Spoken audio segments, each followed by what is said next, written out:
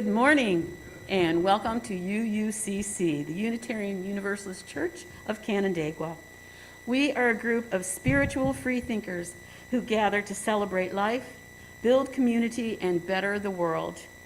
Wherever you are on your spiritual journey, you are welcome here. My name is Jody Brown, your worship associate for this morning, and the service today will be led by Peggy Meeker. Thank you to everyone on this morning's worship team, also including music by Bill Mills, and the Children's Church for Children 3 and Over by Kaya Mills. If this is your first visit, welcome. We invite you to sign the visitor's book in the entryway.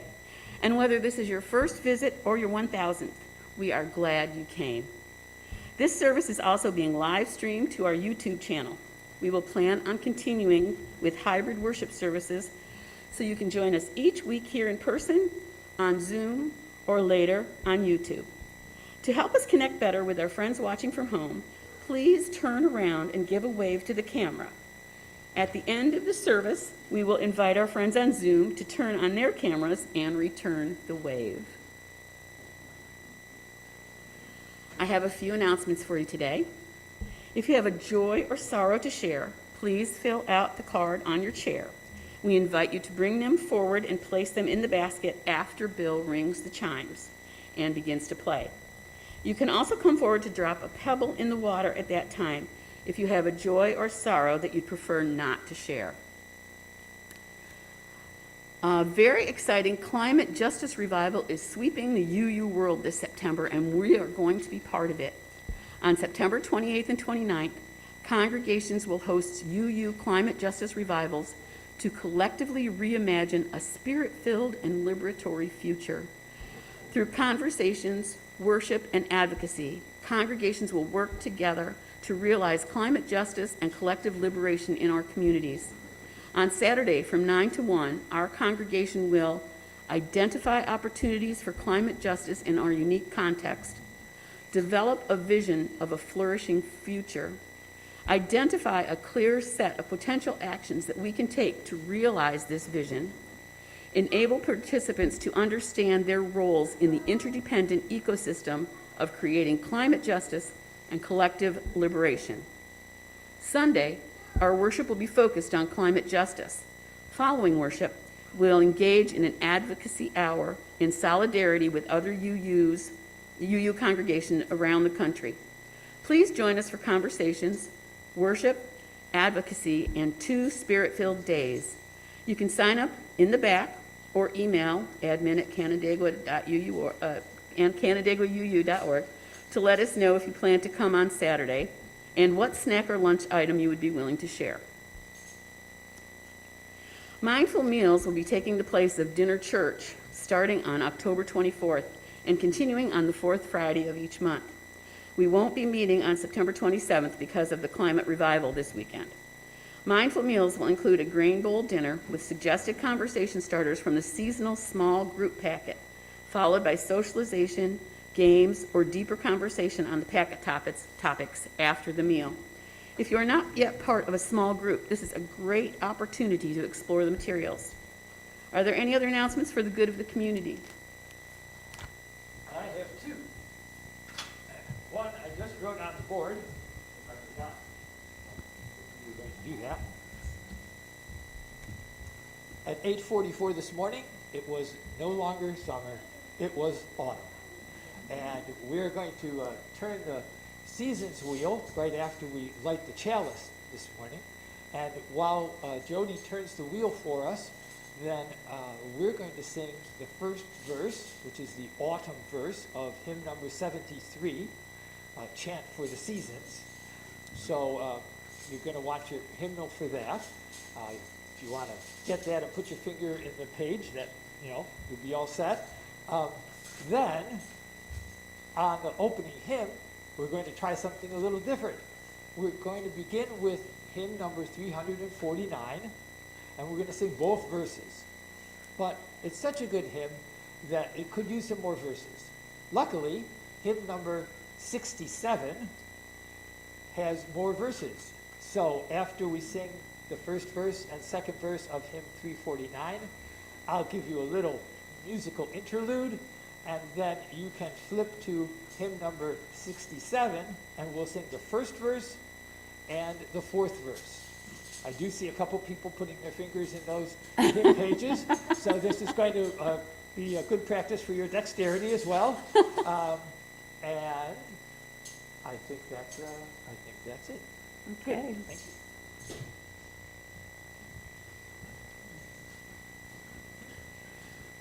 As we prepare to be fully together, I remind you to silence your phones and devices. We now enter a space of worship.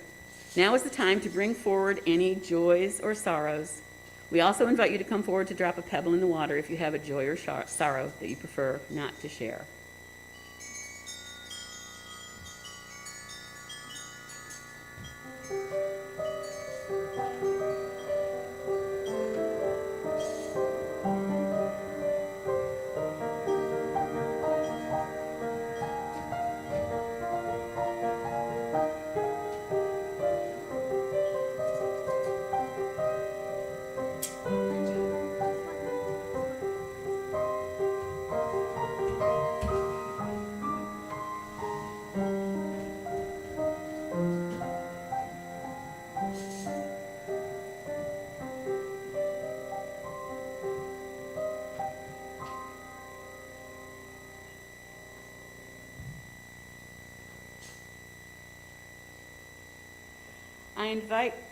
Stand in front of the mic.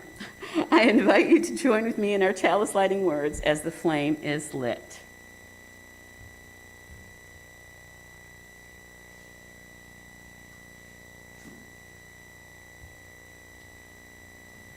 We gather together as people of faith, with joys and sorrows, gifts and needs. We light this beacon of hope, sign of our quest for truth and meaning. In celebration of life is shared. So you can remain seated, and let's sing the first verse of hymn number 73. Goes like this. Summertime has turned the star with garlands of dawn. Summertime has turned the star with garlands of dawn. Sweet the angling sun, sweet upon the air, the smell of good rising. Summertime has turned the star with garlands of glorious the trees, glorious the sight of rusty fallen fallen. Summertime has turned the star with garlands of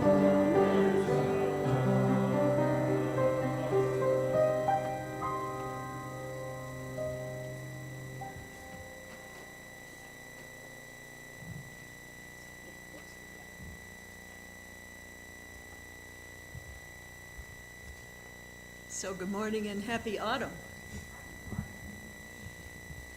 And that's to those of you here in the room and to those of you joining us on Zoom. I'm grateful to be here this morning as your guest preacher, and I'm grateful for all the masks. And I also want to say, if it's a problem at all, it's okay, don't worry about it. You can take it off, but I do appreciate it.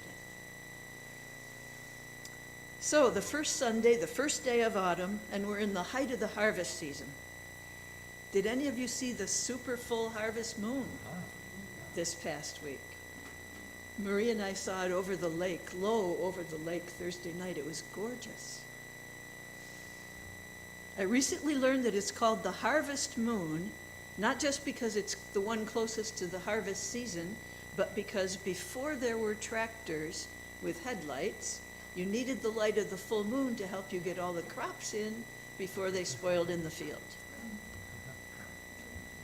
But farmers are not.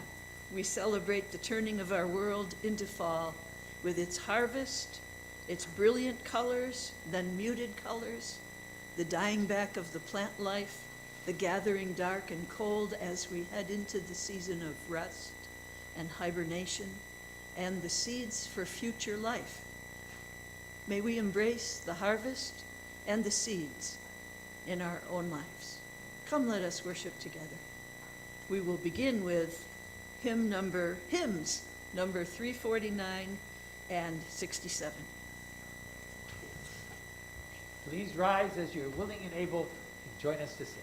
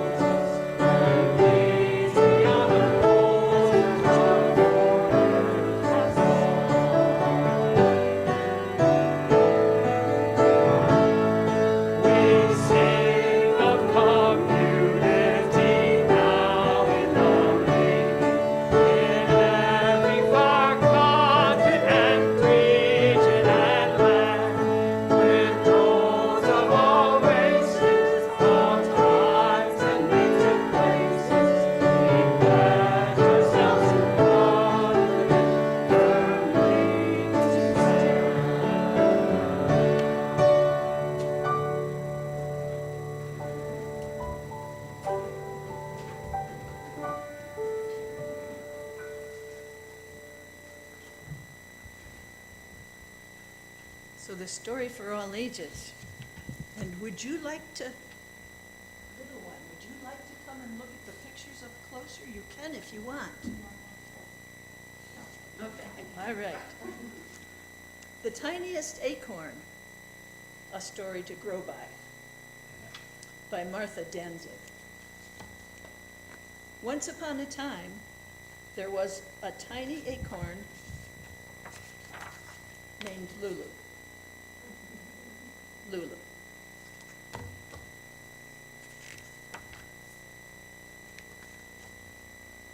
Lulu was so small that hardly anyone noticed her as the wind blew her from place to place.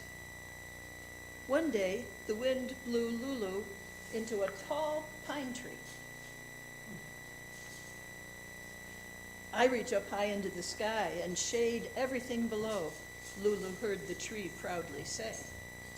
What can you do, tiny acorn? Lulu looked up at the pine tree. It was true, the tree did reach high into the sky. It almost touched the clouds. And its shade did protect everything below from the sun. Before Lulu had time to think what she could do, a strong wind came and blew her into a field of daisies.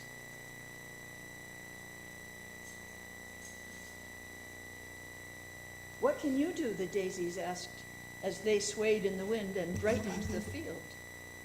Lulu thought and thought. She did not know what she could do. But just before she was about to give up, the wind stirred again. This time, a single rose saw Lulu blow in. I am the most beautiful flower in the whole world. and I smell so sweet I perfume everything around me. What can you do, tiny acorn?" Lulu was very sad. She couldn't think of anything she could do. She wasn't tall enough to offer shade. She couldn't brighten up a field, and she certainly didn't smell really good. Soon the wind came along again, this time in a strong burst that sent her spinning through the air. She finally came to rest on a hard sidewalk. After a few minutes, a young boy came walking by. Well, we see his sneaker.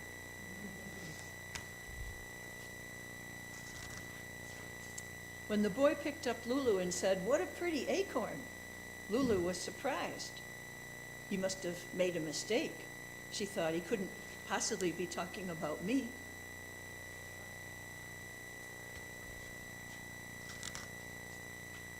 The boy took Lulu to his backyard and began to dig a hole.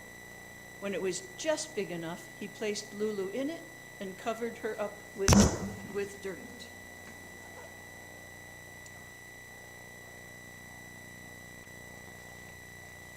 Even though Lulu felt warm and safe in the dark hole, she was lonely. "What's happening?" she wondered. As time went by, strange things began to happen to Lulu. Long legs grew out from her and into the dirt below. Her head began to peek into the cool air above the dirt. She didn't know what to think.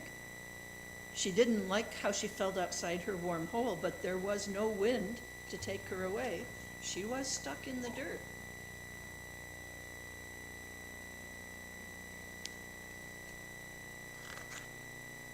As Lulu began to feel stronger, buds began to form on the long, slender arms growing out of her body.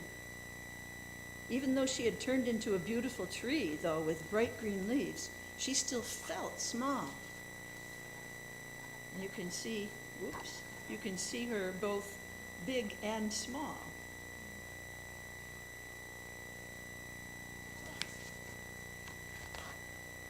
After a long time had passed, the boy, now a man, came to visit her with children of his own. When Lulu heard him say, "This oak tree is the most beautiful of all God's creations," her ears perked up and she became very excited. She had never heard herself called that before. An oak tree, she thought. That's me.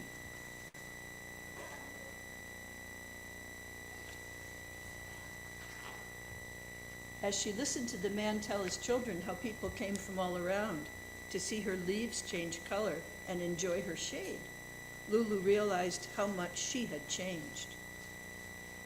And when she finally had children of her own, she smiled softly at each one and said, "One day, my tiny acorn, you will be a beautiful oak tree, just like me." So that they knew how special they were, and never wondered about all the wonderful things they would one day be able to do too. See the little acorns on the ground? Just waiting to grow up and learn who they were.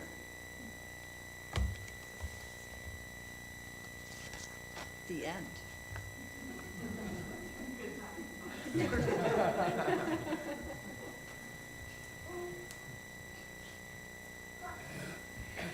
Now is the time in our service to join together in the spiritual practice of generosity. Our gifts of both time and money support our church in its work. Each week we would like to spotlight a group or committee and thank them for their gift of time. This week, the group is our occasional choir. We've been practicing for the past 2 weeks and we will be singing at the climate service next week. If you are interested in joining our occasional choir for the next time we sing, please contact Bill Mills. 1/4 of our plate collection for the harvest season goes to the Greater Rochester Habitat for Humanity, who builds strength, stability, and self-reliance through shelter. You can give to this morning's offering by placing cash or a check into the basket or by one of the options on your screen. Please make a note that your gift is intended for today's offering. We now gratefully accept the offering.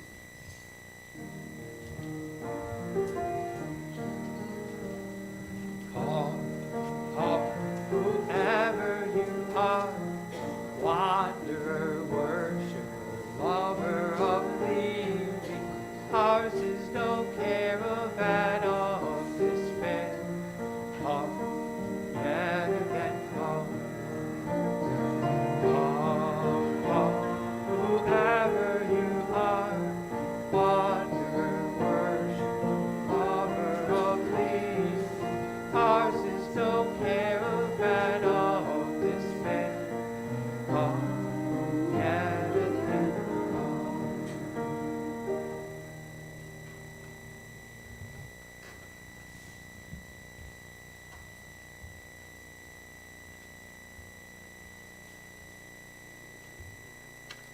And now it's time for joys and sorrows, and I'm sorry I can't read your name.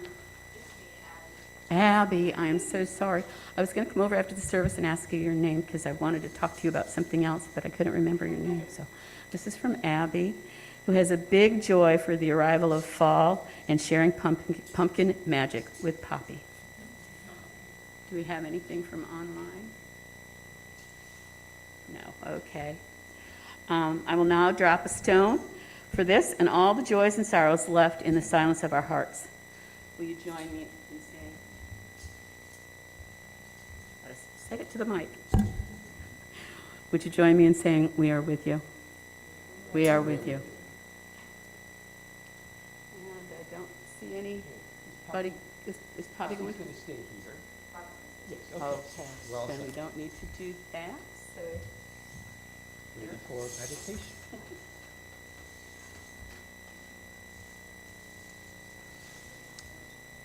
Let's share a time of centering, quieting down, settling into our chair, feeling how we are supported, both physically and by the joining of hearts. And let's share a brief time of silence just to notice our breathing.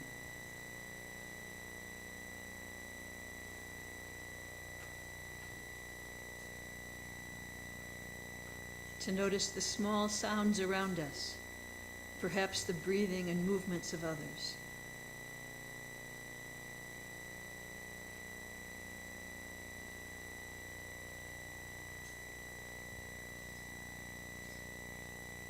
To notice how we're feeling, whatever is coming into our thoughts or our hearts, and to offer ourselves openness and space within for whatever that is.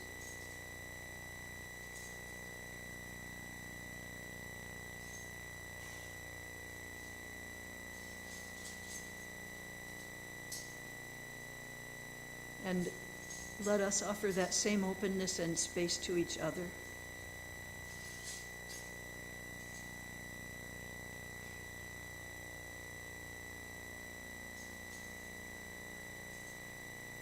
And to anyone for whom we are concerned.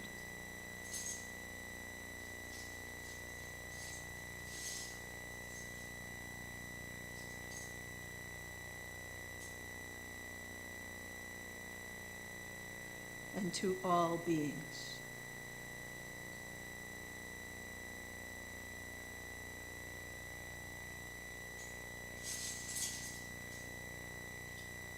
And now please take and receive a moment of shared silence.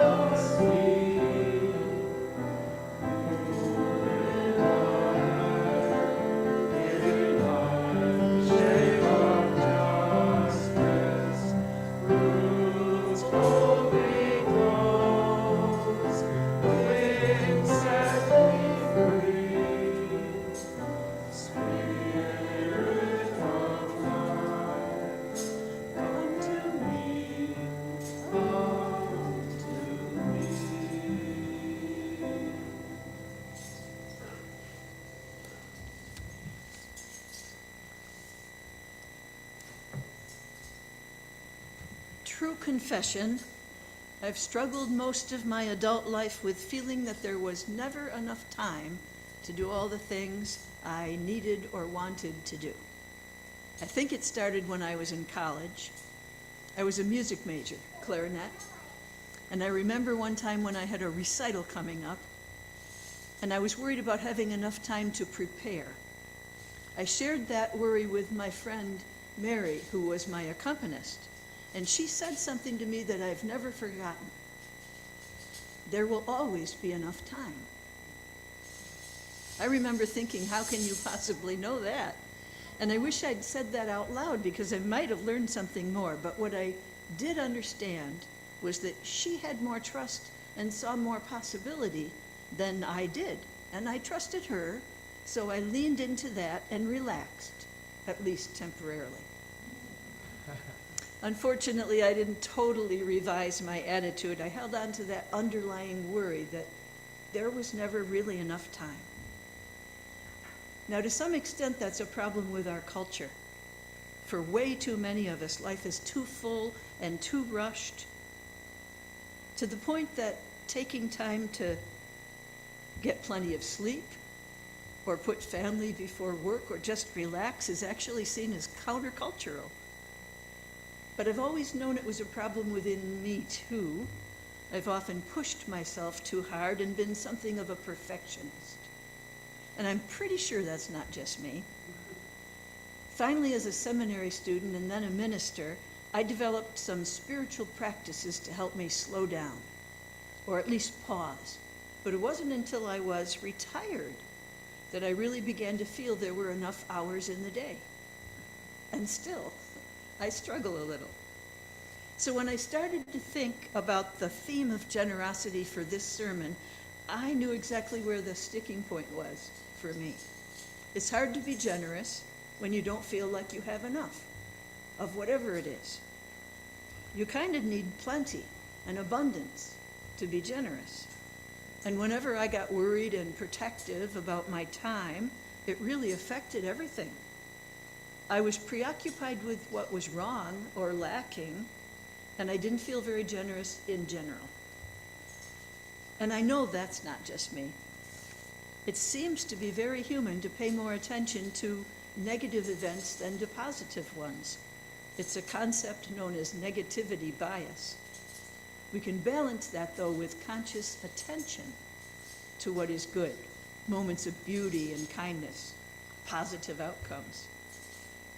So I've been thinking about what Mary said to me so long ago, there will always be enough time.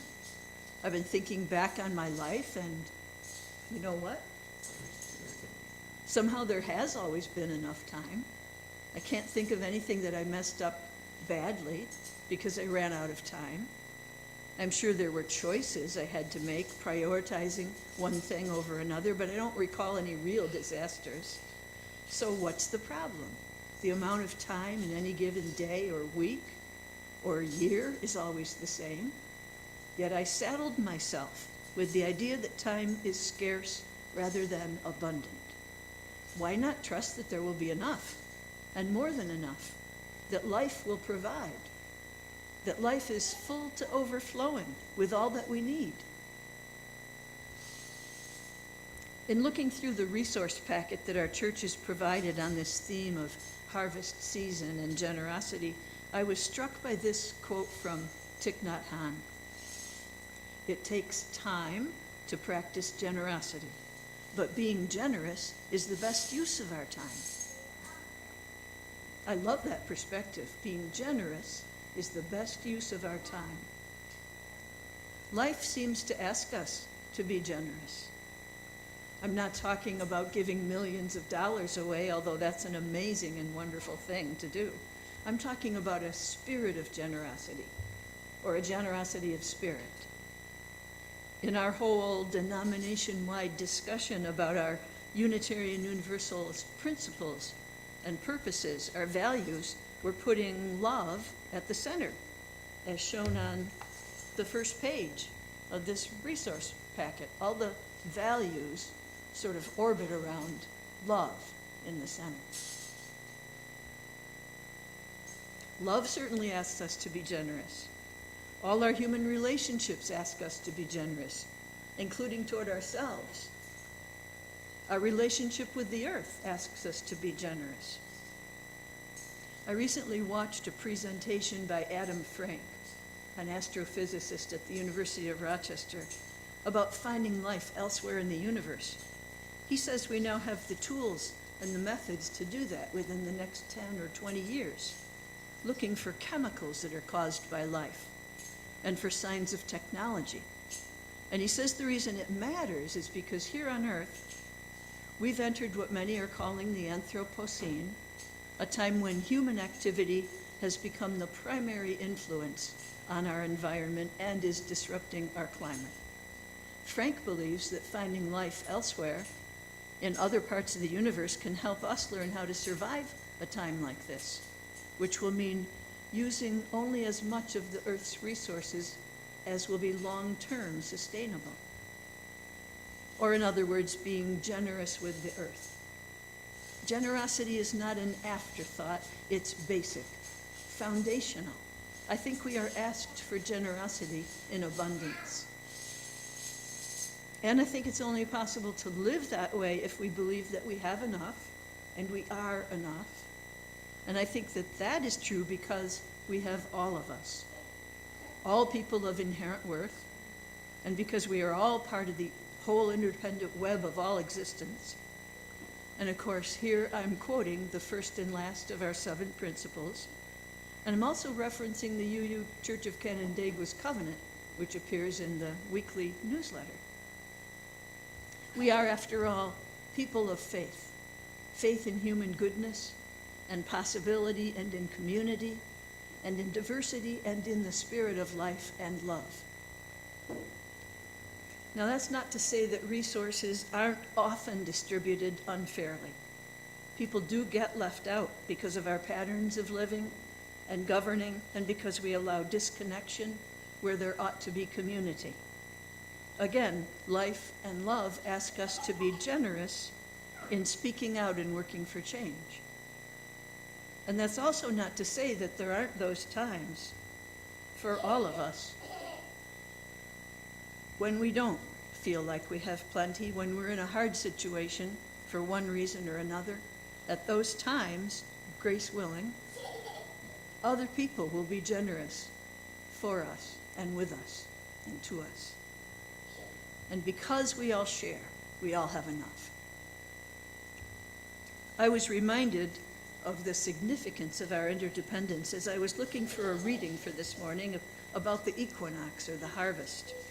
I pulled out an old favorite book, Natural Prayers by Chet Ramo. It's a book of essays exploring some of the beauties of the natural world in his native New England over the course of a year. Here's part of his essay, Autumn Equinox.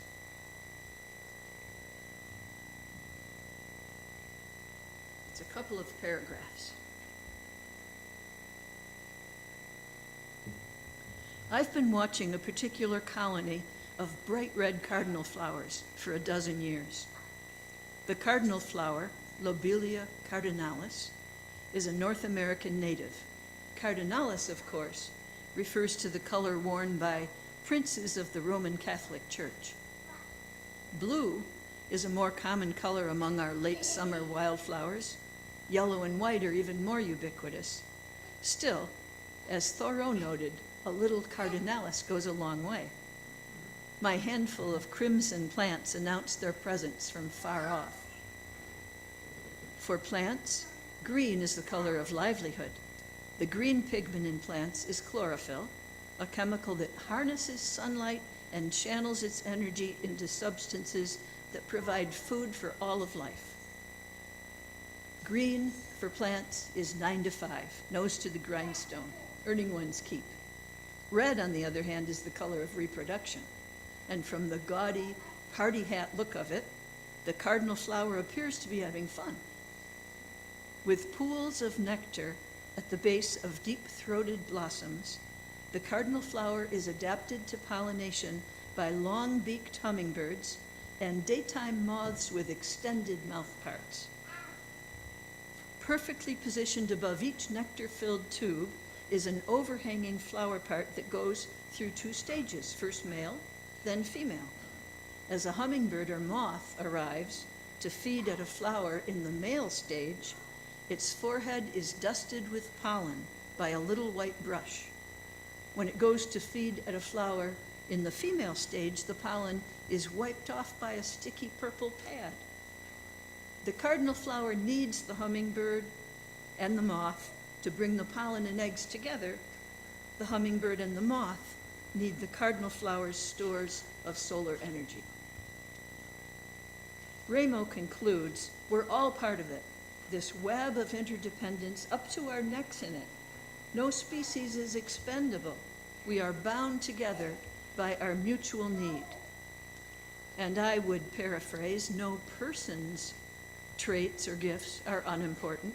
We are all bound together by our mutual need.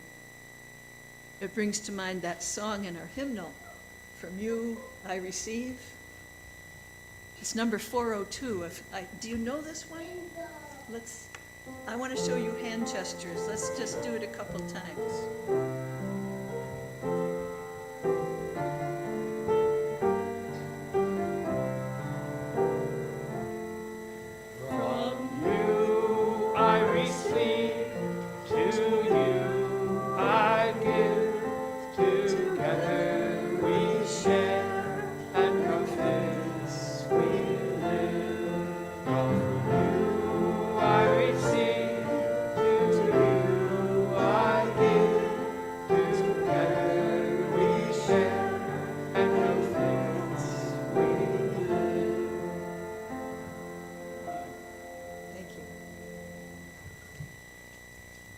Let's also bring to mind the abundance of all the rest of this interdependent web of all existence.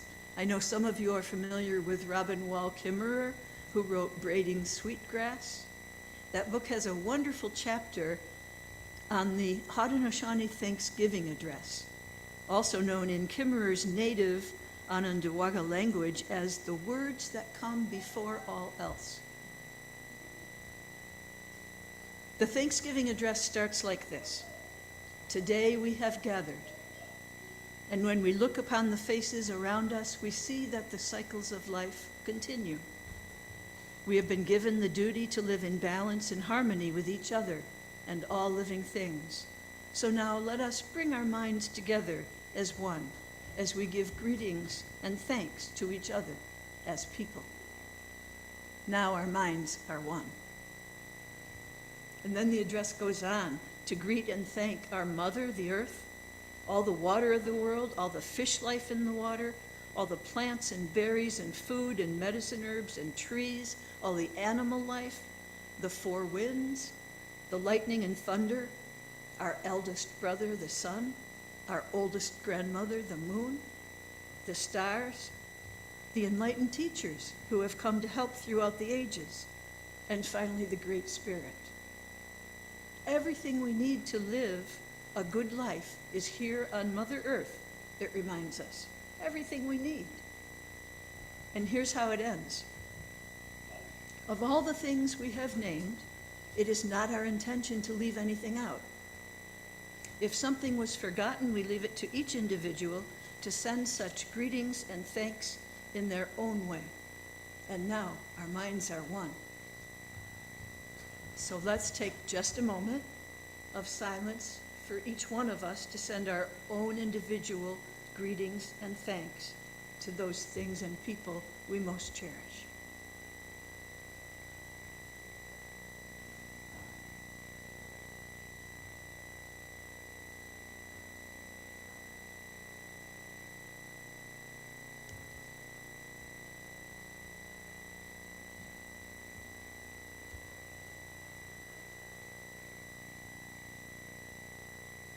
What we are asked to be generous with is nothing we don't already have.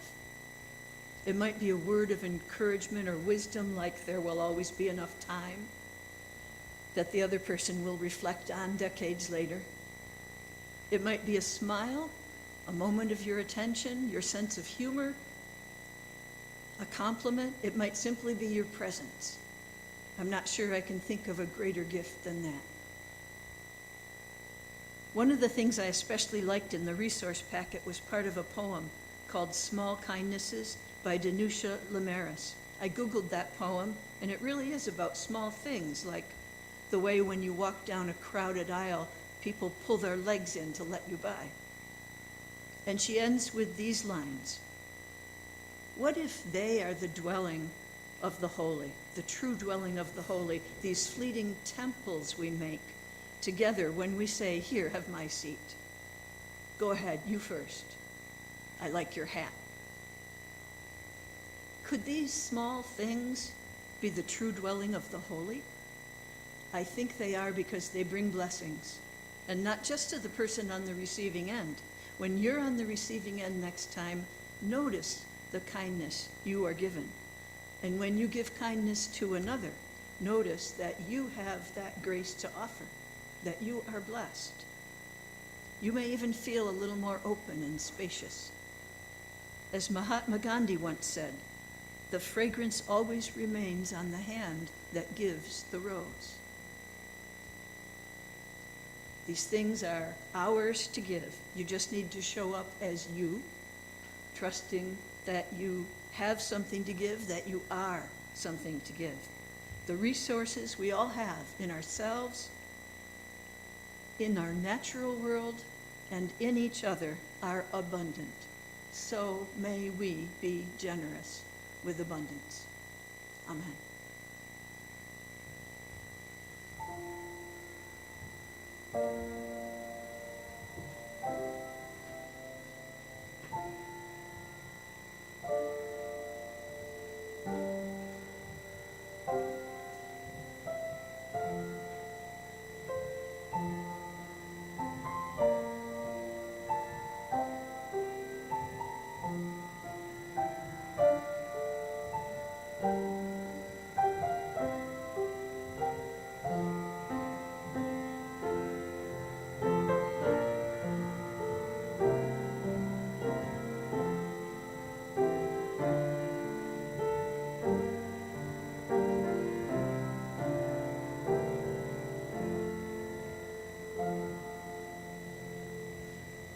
Be of good courage and at peace, love all souls, and go out into the world remembering that you have all you need to give with abundance.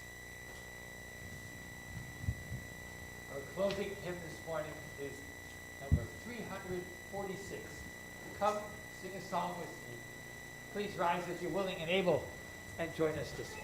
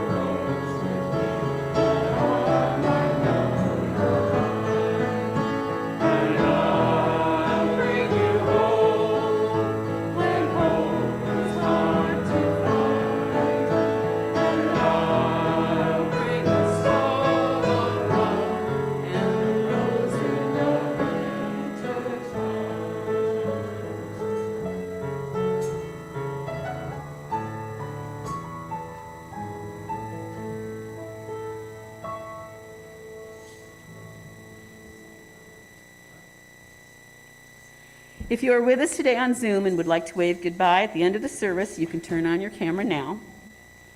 Please join me in our words for extinguishing the chalice.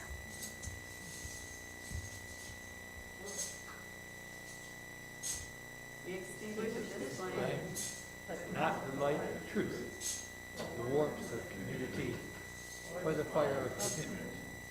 These we carry in our hearts